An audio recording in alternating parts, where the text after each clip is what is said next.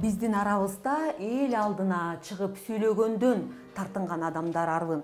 Бирок биз каалайбызбы же каалабайбызбы эл алдында чыгып сүйлөөгө, мисалы ар кандай иш-чараларда, конференция, семинар жада калса тойдо тост айтууга да туура келген учурлар болот. Демек, сүрдөдөн кантип арылса болот? Бул тууралуу философия илимдеринин кандидаты, оратору Талант Эгембердиев айтып берет.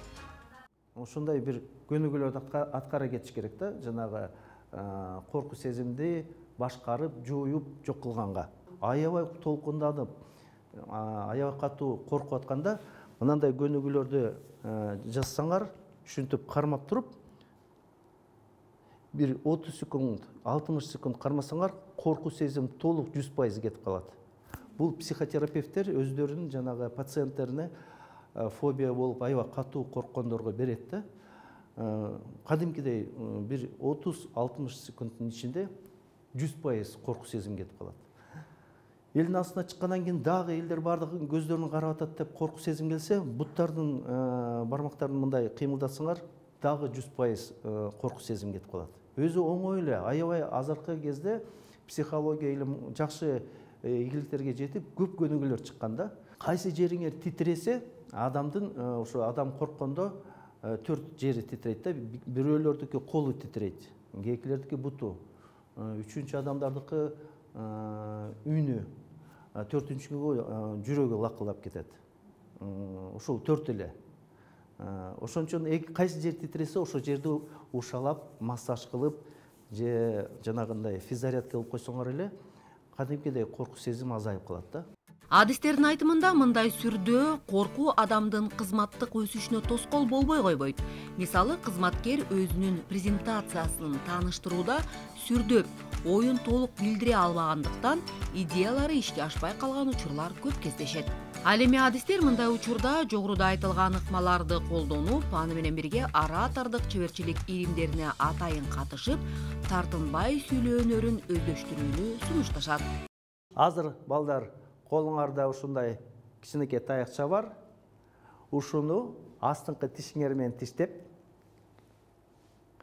эриндери менен аябай кыймылдатып сүйлөп баштайсыңар. Күндүгө 10 мүнөт үн чыгарып, адабий китепти окуп, анан кийин 1-1,5 мүнөттүн ичинде кайта айтып берсе, сөз чеберчилик, реттеп сүйлөгөн, сөз байлык аябай көбөйүп баштайт. Кийинки болсо, көбүнүн так даана үн тамгалар туура чыкпай калат. Ошолор үчүн бамбуковый палочканы астыңкы тиш менен тиштеп, эриндерди аябай катуу кыймылдатып, үн чыгарып окутсаңар, мисалы, кыргыз элинин улуулугу, байлыгы, көркөмдүгү, кайталангычтыгы деп ушинтип окуп берсе, күндүгө 1-2-3 мүнөт. Кадимкидей эриндер, жаак, анан тил дагы башкача кыймылдап баштайт дагы, ошол кезде так даана сүйлөп баштайт.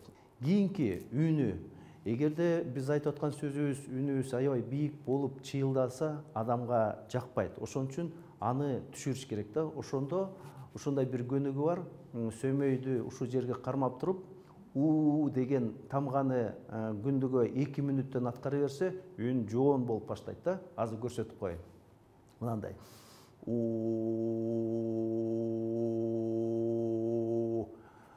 Ушинтип күндүгө 2 мүнөт жаса берсеңер, өнүңөр кадимкидей жоон болуп, ошол ар бир маалымат берип атсаңар, сөзүңөр дагы ушундай салмактуу болуп, оор басырыктуу болуп, авторитеттүү болуп калат да. Чыйылдап саламатсыңарбы дегенде, саламатсыңарбы деген ушул жерге түшүрөт. 10 күн ичинде кадимкидей үнүңөр өзүңөргө жагып баштайт. Эң башкысы, өзүбүзгө болгон ишеним бекем болсо, кандай кыйынчылык, тоскоолдуктар болбосун, жеңип чыгууга толук мүмкүн. Айдан Астамова, Данияр Амантурулум, Замана студиясы.